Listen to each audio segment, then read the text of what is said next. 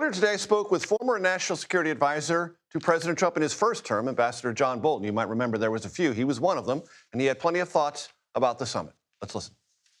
John, you have probably grown weary over the years of taking social media abuse from the president. I honestly get weary asking you about it, but there is a context here. The president said, very unfair media is at work on my meeting with Putin, constantly quoting fired losers and really dumb people like John Bolton, who just said that even though the meeting is on American soil, Putin has already won. The president objects to that characterization. How do you defend it? Well, I think what this summit does for Putin is sets the stage for what he needs to do to Trump, which is get him back under control, get him back under his KGB-trained manipulation. And it manifests itself in a number of ways. Putin is an international pariah leading a rogue state that committed unprovoked aggression against Ukraine. Trump has brought him to an American military base in Alaska and put him in the center of the world spotlight in a picture of the two of them shaking hands that will be on the front page of every paper in the world the day after. That's legitimization that Putin paid no price for whatever. Moreover, the way the summit is structured is there's no Vladimir Zelensky of Ukraine. There are no pesky Europeans around. Putin has Trump for a scheduled 4 hours one-on-one to try to work his magic to restore the Donald Vladimir friendship. And if he does, then he intends to use it to sell his peace plan and for other objectives. Putin couldn't have asked for a better set of circumstances. And I'm confused, John, maybe you are as well, about what the White House actually says this is about. The president at times talks about a ceasefire. At times he talks about feeling out the situation. At times he talks about taking a temperature. Those seem to be inconsistent and somewhat wayward.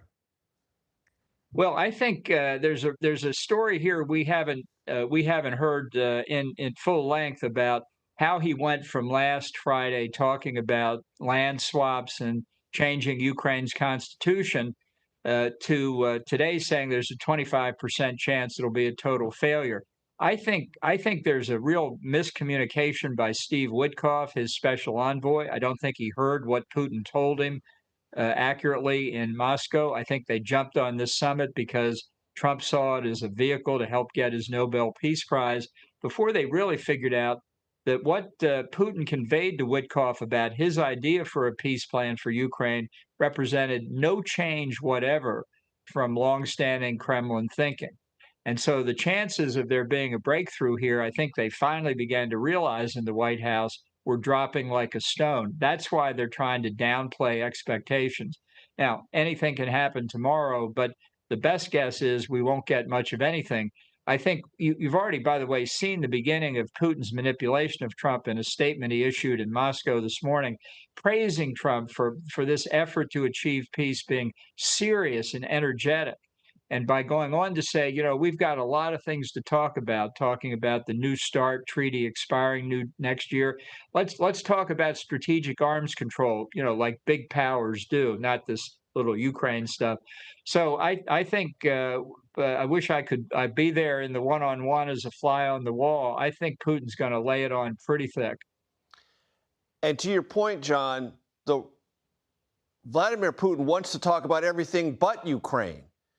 He wants to talk about economics. He wants to talk about rare earth minerals. He wants to talk about arms reductions, everything but the conflict in Ukraine, which he clearly wants to continue or intends to continue.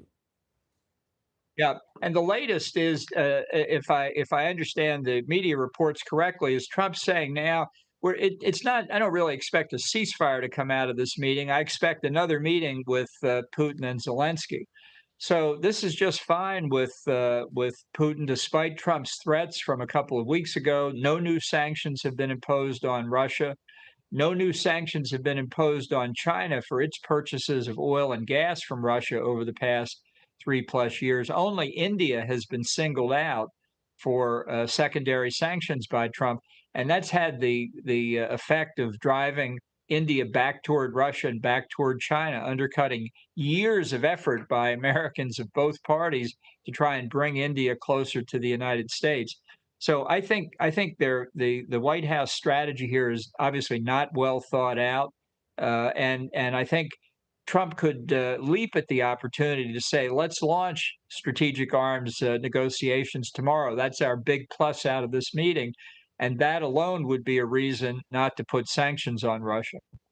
And John, help my audience understand what Putin wants to achieve, even if the Ukraine situation is discussed. Essentially, I will take all the territory inside Ukraine that my troops currently occupy, and the Europeans can put a reassurance force there if they want to, but that will just give me time in the sweet by and by to retrofit, rearm, and get ready for the next. Yeah, that's exactly right. Plus, Trump has already committed that Ukraine can't join NATO. This is very similar. The Russian position is very similar to what J.D. Vance floated during the 2024 election. And if Putin can get Trump buy-in in his plan, maybe make some changes that Trump suggests, and make Trump, in effect, not a disinterested party, but an advocate for the Putin approach, would put Zelensky and the Ukrainians and the Europeans in a very bad position. What are Zelensky's options looking at all this tomorrow? Well, I think he's got to make the pitch to the Europeans that they've got to step up their purchases from the U.S. If that's, as J.D. Vance said last weekend, we're not giving anything more to Ukraine, and Trump himself has basically said that they're going to have to buy it, because if he can't get weapons, ammunition, and other military assistance, particularly intelligence, Ukraine's going to be under strain. Russia's 3.5 times their size. They're fighting a war of attrition.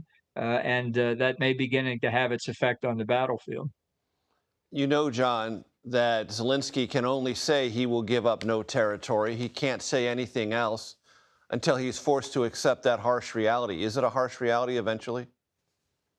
I think it is, but look, that's for negotiation. You don't, unless you're Donald Trump, negotiate in public. If I were Zelensky, I'd say exactly what he's saying now. We're not giving up anything.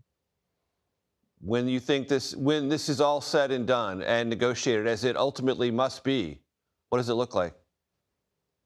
Well, unless we develop a strategy for Ukraine to win, which we didn't do for the last 3.5 years, they're going to have to settle for some readjustments. But it's a terrible lesson to send to the rest of the world, especially to China, that unprovoked armed aggression can succeed.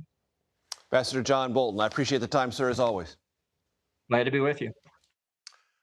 We will have live coverage of all the key moments, whatever they might be, from President Trump's summit with Russian President Putin in Alaska tomorrow. Plus, John Dickerson will anchor the CBS Evening News from Anchorage.